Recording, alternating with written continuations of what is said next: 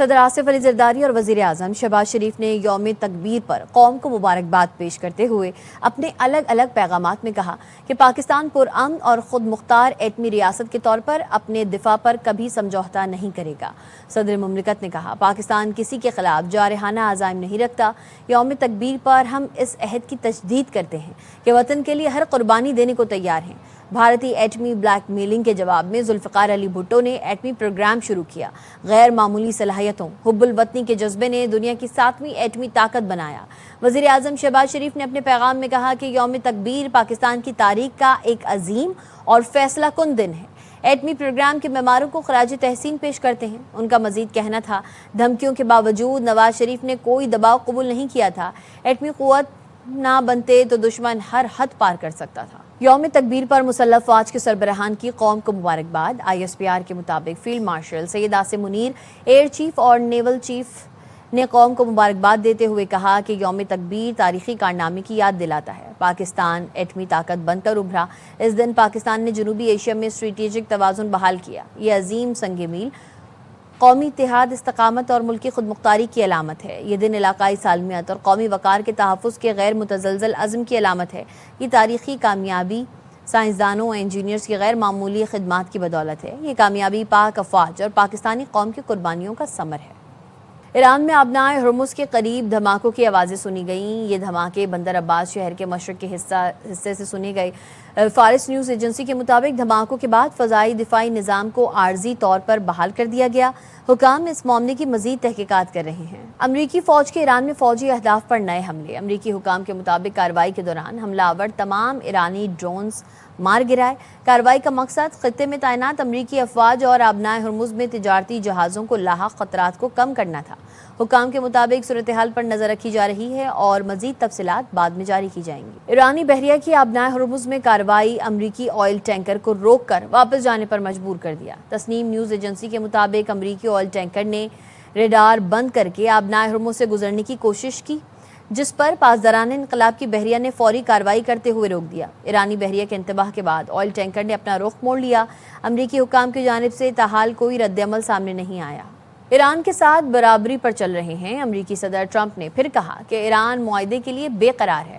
ہم مطمئن ہوں گے اور کام مکمل کر لیں گے۔ مذاکرات میں ایران کی پوزیشن کمزور ہے۔ دیکھتے ہیں آگے کیا ہوتا ہے۔ Really equally as well.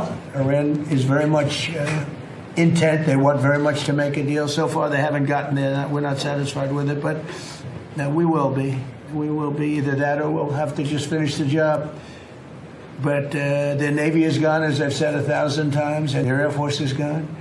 Everything's gone, and they're negotiating on fumes. But we'll see what happens. National security committee ایرانی پارلیمنٹ کے سربراہ ابراہیم عزیزی نے کہا ہے ٹرمپ کے دباؤ میں آ کر ایران اپنی ریڈ لائن سے پیچھے نہیں ہٹے گا۔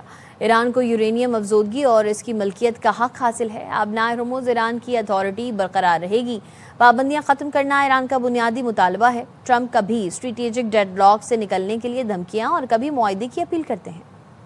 امریکہ ایران کی بحری ناکہ بندی ختم کرے گا۔ ایران کے اطراف موجود اپنی فوجی دستے واپس بلائے گا۔ ایرانی سرکاری میڈیا کا دعویٰ، کہا امریکہ ایران جنگ بندی کے لیے ابتدائی فریم ورک کے چیدہ نکات حاصل ہو گئے ہیں۔ نکات میں اہم بحری اور عسکری شقیں شامل ہیں۔ وزیر اعظم شہباز شریف کو ایرانی صدر مسعود پزشکیان کا ٹیلی فون۔ دونوں رہنماؤں میں 30 منٹ سے زیادہ دوستانہ گفتگو ہوئی۔ ایرانی صدر مسعود پزشکیان نے خطے میں امن کے لیے پاکستان کی کوششوں پر تشکر کا اظہار کیا۔ ایرانی صدر نے کہا وزیر اعظم شہباز شریف اور فیلڈ مارشل آصم منیر کا تہہ دل سے شکر گزار ہوں۔ سعودی عرب، قطر، ترکی اور دیگر علاقائی ممالک کا امن کوششوں میں شریک ہونا قابل تعریف ہے۔ لاہور میں عید کے دوسرے روز بھی قربانی کا سلسلہ جاری ہے۔ جامعہ نعیمیہ میں اجتماعی قربانی کے تحت درجنوں جانور آج بھی قربان کیے جا رہے ہیں۔ یار محمد سے مزید جانتے ہیں۔ میں جامعہ نعیمیہ گڑھی چوک کے علاقے میں موجود ہوں۔ یہاں پہ جو بڑی تعداد میں صبح کے وقت بیل ہیں ان کو ذبح کیا گیا ہے۔ جو حصے دار ہیں وہ یہاں پہ آئے ہیں، انہوں نے اپنا اپنا حصہ وصول کیا ہے، اور یہ ایک ایسی جگہ ہے جہاں پہ مستحق افراد کو بھی گوشت پہنچایا جاتا ہے۔ ابھی کی صورتحال یہ ہے کہ بڑی تعداد میں جانور قربان کیے گئے ہیں اور جو حصہ دار ہیں ان تک گوشت پہنچایا جائے گا۔ انتظامیہ کے مطابق جو ریٹ ہے فی حصے کا وہ 28,000 سے لے کے 42,000 تک تھا جو یہاں پہ آئے افراد انہوں نے اپنے پیسے دیے, اس کے بعد حصہ ڈالا اور اب وہ گوشت لینے کے منتظر ہیں اور کچھ لوگ یہاں سے گوشت لے کے روانہ بھی ہو گئے ہیں. جی پیر محل میں عید کے دوسرے دن بھی سنت ابراہیمی کی ادائیگی کا سلسلہ جاری ہے. اپڈیٹ لیتے ہیں نمائندہ محمد خالد سے. جی خالد.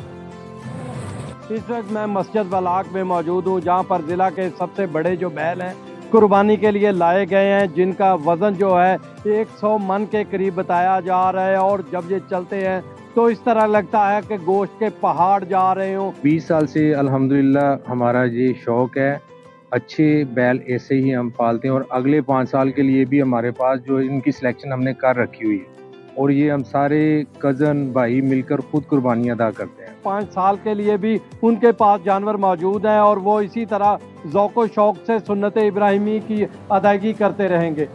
وزیر اعظم شہباز شریف کا field marshal Syed Asim Munir, air chief marshal اور نیول چیف سے ٹیلی فونک رابطہ. مسلح افواج کی پیشہ ورانہ صلاحیتوں, قومی سلامتی کے لیے خدمات, قربانیوں کو خراج تحسین پیش کیا. وزیر اعظم نے ملکی سلامتی, ترقی اور خوشحالی کے لیے خصوصی دعا بھی کی.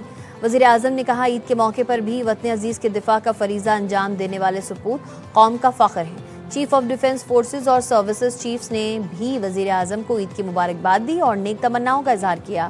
عسکری قیادت نے اس عزم کا اعادہ کیا. فوج پاکستان وطن عزیز کے دفاع اور سلامتی کے لیے ہر وقت تیار ہیں.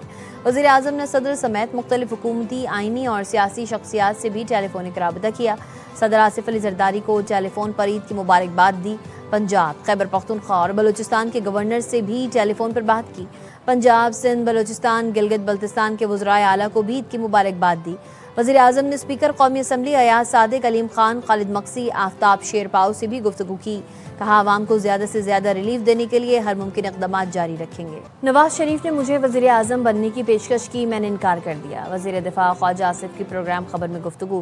کہا وزیر اعظم کی ذمہ داری بڑی ہے, شوقیہ عہدہ لے لیتا تو بعد میں لوگ گالیاں دیتے. اینکر محمد مالک کے نہر میں ڈبکی لگانے کے سوال پر خواجہ آصف نے دلچسپ تبصرہ کیا. میں وٹنس کہ آپ کو پرائم منسٹرشپ بھی آفر ہوئی, میاں صاحب نے کی. انہیں یار میرے واسطے سر ہوگی ٹو مچ فور می, ذمہ داری بڑی ہے. میں شوقیہ لے لینا ہے گا, ماں جی تسی گالاں کڈنیاں سن مجھے بیٹھے بیٹھ کے, تو جی وہ پرائم منسٹر بنایا سی, میں شوقی بن گئے گا. مجھے اس کے بعد بھی مجھے اپرچونیٹیز میاں صاحب نے, he has been very kind too. Shahbaz Sharif کے ساتھ میں لڑ بھی پڑتا ہوں. نہروں میں چھلانگے کیوں مارتے پھرتے ہیں آپ کا پرابلم کیا ہے؟ پانی آ رہے ہیں کہ میں ایس عیدی چھٹیاں جگہ پانی پورا ہویا تے جاؤں نا. کیونکہ نہر چ چھلانگ لان دا مطلب ہوتا ہے بندے نے باہر بھی واپس آنا ہے. جویں جویں عمر ودی ہے خطرہ ود جاتا ہے کہ واپس آنا ذرا مشکل. نہیں, میں پچھلے سال واپس آیا, انشاءاللہ اس سال بھی واپس آواں گا.